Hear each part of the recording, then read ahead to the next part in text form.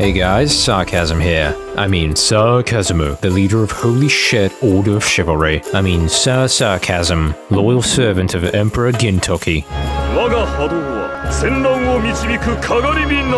I mean 8 letters long guy, and our House Hakonen shall prevail. Sorry it took me a while to make a new video. I've been busy saving fireproof elves, misunderstanding Freerin cosplay.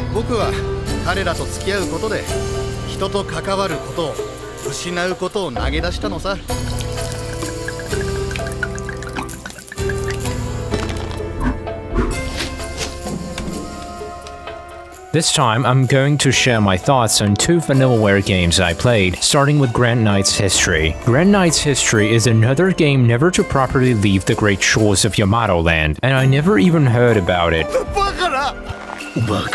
Even though I own both PSP Fat and PSP Slim until I decided to trace back Vanillaware history. So yeah, the footage you see is mostly in Japanese, and I say mostly because there's a fan-made partial translation circulating beyond the internet's grand line. Long story short, you have 3 kingdoms to pick from, and you fight for dominance over this little continent here. You raise your squires by completing various quests, technically your story mode, and you battle online against other players using an army made out of your promoted squires. That's on paper. Obviously, I could only enjoy the AI-assisted offline version of the latter. Despite that, I had a great time and I want to share my experience with you. The plot is centered around collecting Holy Maiden's Dragon Balls in order to promote Emperor Ginsun to general manager of this whole continent. Problem is, everyone wants that promotion, and you have to prove your worth. You do that by recruiting 4 units and journeying across the land to collect your holy artifacts. I chose only those who enjoy their daily nuts,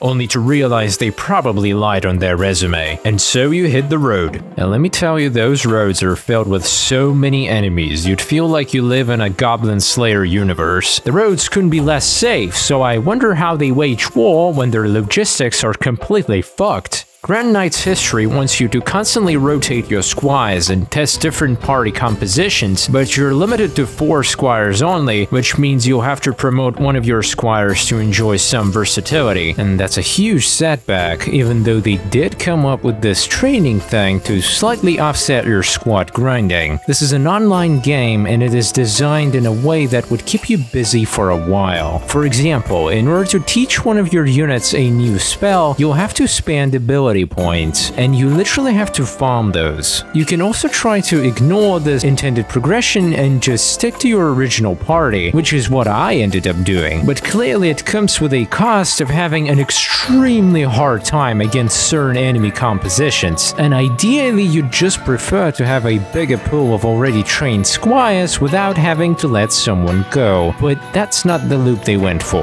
and honestly I think it's a nice try to mix genres. Grand Knight's History can fulfill your lifelong dream of firing people and dragons and forcing people to bow before you. As you progress through the game, things do get repetitive, which mostly has to do with low enemy variety and the sheer frequency of samey encounters you get, but the boss fights and your cute aid are there to keep you entertained. You just have to understand that this is a game designed to be played for an hour or so on your commute.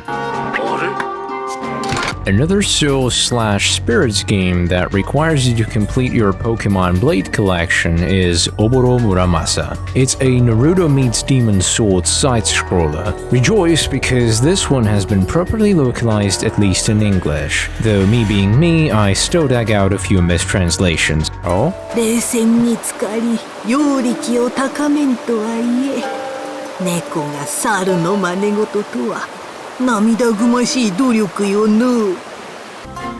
まるまる太ったデーコンがこんなにできただ。 And you will be killing more enemies than Monkey D. Luffy in this one. The game features a multitude of stories told in a feudal folklore-ish Japan with easy-to-learn, hard-to-master combat that will test your button-mashing endurance. This is another title designed for handheld gaming experience, so your average gameplay loop is 1 hour long, and some things do begin to feel repetitive if you binge it, but Muramasa brilliantly compensates lack of enemy diversity with widely different and memorable boss encounters. Almost every boss fight required me to adopt a specific playstyle in order to beat it. It's honestly incredible, almost as incredible as these Dango's local grandma cells.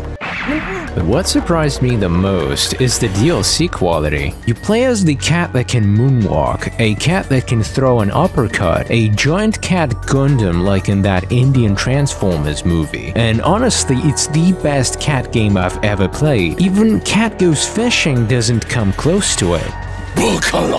Now that I think about it, is it the same cat as the one in Odin's Sphere? There's also a bunch of hoes who plow local politicians, thick Aura girl that likes onigiri as much as Zoro, and discount Orochimaru who apparently has a secret affiliation. As you probably already figured out, there's also the two main protagonists who, apart from certain sword techniques, gameplay-wise are the same. Speaking of swords, every sword provides you with a special move that gives you iframes. The most efficient ones are those that allow you to spin, but I strongly encourage you to keep experimenting because it's just fun. And if you feel like it's too easy, there's always the one-shot mode and a literal one-fight beat the whole game mode, which I didn't finish because I had other things to do. I also learned something out of this game. 人に化けて木の葉で飲み食いしに来た狐ならお断りだが、尻尾がねえなら休んでってくんろ。 Konoha equals leaves equals fake money. This discovery is important because it means Naruto's home place is basically a counterfeit money factory. That will be it. Go boom.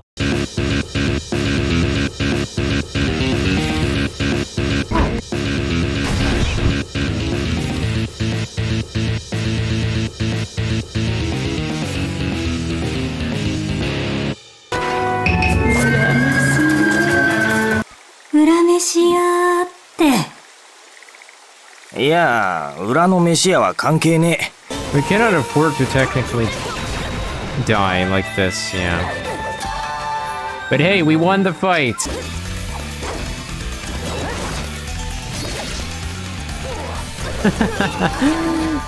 But I leveled up! And I'm alive now! Oh my god, this is crazy! よろしくお願いいたしまする。